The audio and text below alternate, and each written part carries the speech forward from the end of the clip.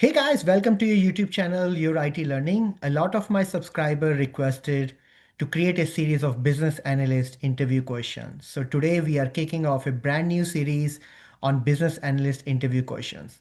I have got a special guest joining me today, Vini. She has been gaining experience and actively working in business analyst for a while now.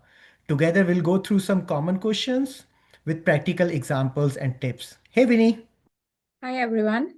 I am really excited to be part of this series. I will be answering all the questions as if I were in a actual interview so you can get a clear understanding of how to respond. I will share simple and practical examples and tips to make everything easy to follow. The goal here is to help you get comfortable and prepared for the kind of questions you might encounter in a BA interview. So perfect. Let's jump into episode one, general understanding of requirements. So let me start with the first question. What is requirement gathering process? The requirement gathering process is essentially how a business analyst elicits, organizes, and validates the needs and expectations of a project. The goal is to clearly understand what the business is trying to accomplish and determine what the system or the solution must deliver to support those objectives. So typically, the process begins with identifying all key stakeholders. Those are the people who will use the solution or influence over its outcomes. The BA then engages with them through interviews, workshops, surveys, or observations to collect meaningful work insight. Once the information is gathered, it is structured and it will be documented as a BRD, business requirement documentation. The BRD is then reviewed and formally approved by the stakeholders to ensure alignment and shared understanding across business teams, technical teams, and leadership before the development work begins. Awesome. Thanks for answering this question. So the next question is, as we have already talked about requirement gathering, uh, what is requirement? Why is requirement gathering important? Okay, so requirement gathering is crucial because it ensures the solution being developed truly addresses the underlying business problem. Without a clear understanding of requirements, team risk delivering a product that doesn't meet actual needs, Mhm. leading to rework, delays, cost overruns, and sometimes inefficacies. For example, when a project begins without well defined requirements, critical features can be overlooked or misinterpreted. By engaging stakeholders early, clarifying their expectations, and securing formal approval, a business analyst helps ensure the final solution aligns with the business objectives, minimizes errors, and ultimately saves time and effort across the project life cycle. So it is, I think, it's very, or you can say, the It's crucial part important. of a business project. Yeah, when we are talking about the importance of the requirement gathering, let's see. My next question will be, what challenges can arise during requirement gathering?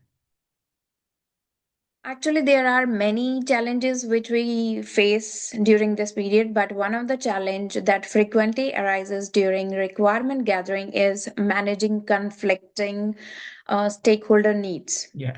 For example, one department may request a streamlined minimum approval process while other may prefer several review steps to ensure greater oversight. In these situations, a business analyst can facilitate targeted discussions or workshops to help stakeholders understand each other's priorities and constraints. Through the use of prioritization technique, impact analysis, and clear documentation, the business analyst guides the group towards a balanced and mutual acceptable solution. Okay. Once the final requirements are aligned and formally approved, the project can proceed confidently and without ambiguity. So I think it's very, very important. Oh, nice, nice. So how can a business analyst ensures the requirements are complete and accurate? When you're gathering the requirements, you are already talking to stakeholders, meeting them again and again. So the question really arises is how a business analyst ensures the requirements are complete and accurate. Yep. To ensure requirements are complete and accurate, they must be validated with the stakeholders and compared against real business processes. Okay. A business analyst may conduct process walkthrough where stakeholders demonstrate how the work is actually performed, Mhm. helping identifying any missing steps or details. Tools such as requirement traceability metrics, which is RTM, also supports accuracy by linking requirements to business objectives and Mhm. test cases. Finally, reviewing the requirements with the stakeholders and obtaining formal sign off confirms that they are correct and ready for development.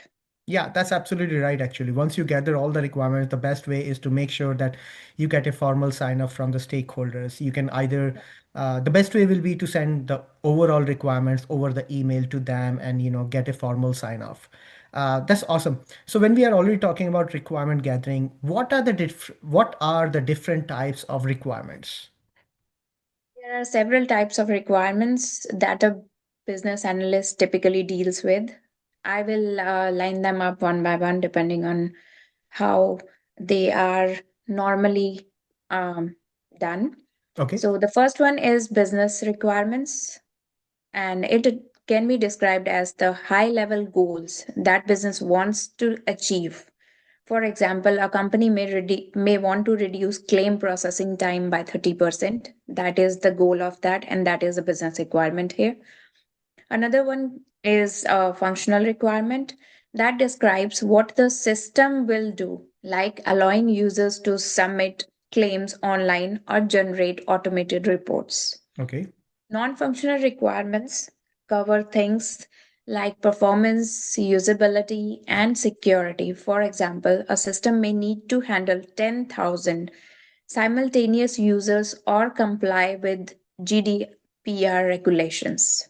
Another one, which is also important, is the technical requirements, which detail system constraints and integration needs, such as integrating with an existing ERP system or supporting a particular database.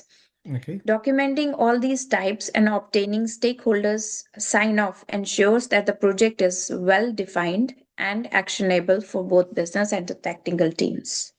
Yeah, no, absolutely. These the high level requirements you have laid down very correctly. With the functional and non-functional requirements, I sometimes say it very in a basic language is functional requirement is taking out the money from the ATM. Non-functional requirement is how quickly you can get the transaction done. So take an example, if you go to Bank of America and you are taking out the money gets out within 1 minute, while compared to any other Wells Fargo or US Bank. I know all are very efficient. I'm just giving example. Maybe uh, using US Bank, you do get cash and it takes 2 minutes. So, in these scenarios, the organization think about it. What are the denominator mostly people goes for? So I think whenever a person goes, they normally go for $20 bill. So they can provide an option on their screen only $20, $40, $60, $80, as compared to other bank which has said tell me how many dollars you want. So it's the way how quickly you can get the money and get the transaction done. Awesome. Right. You have So explained it in a very good way, or yeah, you thank you can so say a much. simple way. Yep. Yeah. So and Let's wrap up our episode 1. You explained the concept very clearly. I really appreciate Vinny you taking out time and talking to us. My YouTube channel and my subscriber will be really thankful to you. Thank you. I am happy to be here and happy to help. Thank you.